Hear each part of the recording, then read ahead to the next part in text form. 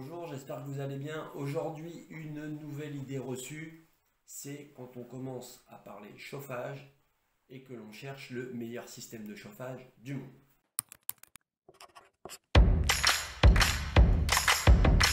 L'idée reçue aujourd'hui que je voudrais vraiment que vous évitiez, c'est d'aller à la recherche du et uniquement du mode de chauffage qui vous correspondra le plus.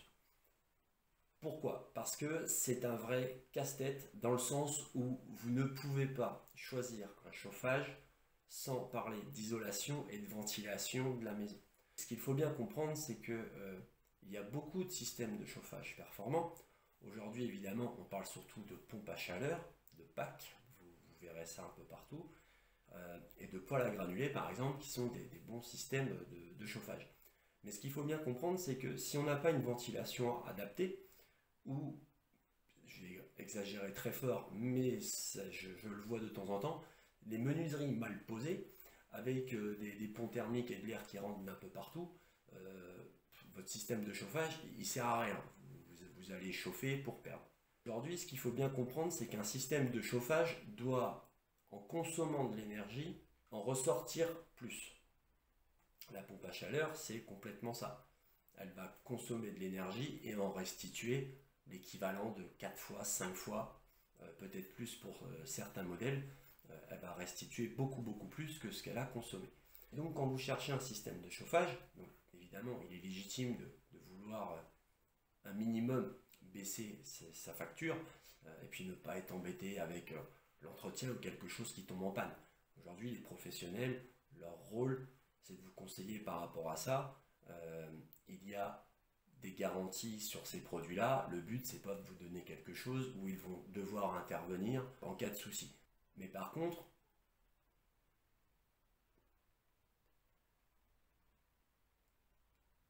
dans une précédente vidéo sur l'Aéro 2020, moi je vous parle de la forme de la maison et de la compacité de la maison. Donc je ne vais pas me répéter, je vais vous mettre la vidéo à la fin si vous ne l'avez pas vue.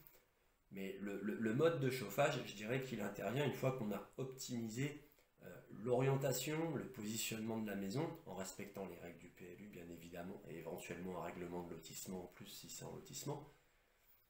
Mais une fois qu'on a optimisé tout ça, avec les surfaces vitrées au bon endroit, qu'on ait mis une isolation au top, pourquoi pas par l'extérieur, puisque une enveloppe complète, ce sera évidemment plus efficace que des petits morceaux ajoutés à l'intérieur.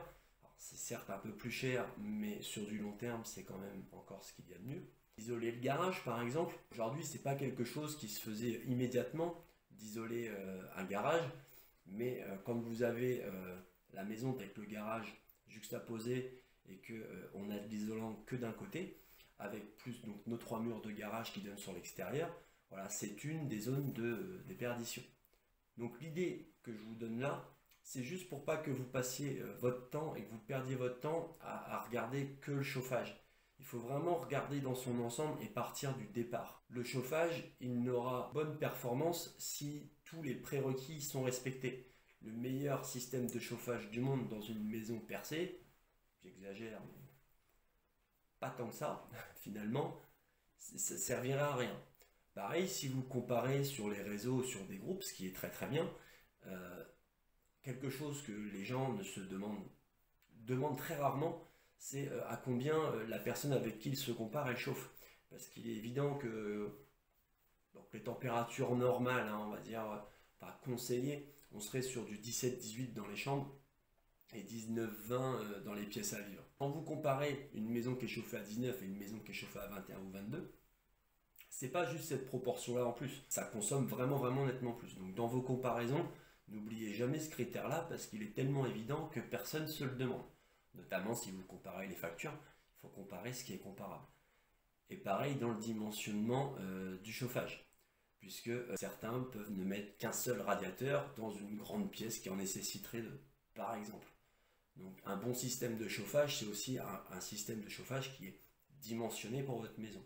Donc ça aussi, les professionnels là-dessus, ils vous accompagnent, puisque leur but, c'est évidemment que le projet, l'étude du projet soit validée, et donc que l'étude thermique valide tout ça. Voilà, donc j'espère que vous allez prendre du temps pour vous renseigner correctement et ainsi réaliser votre projet et emménager heureux. Je vous dis à bientôt. Au revoir.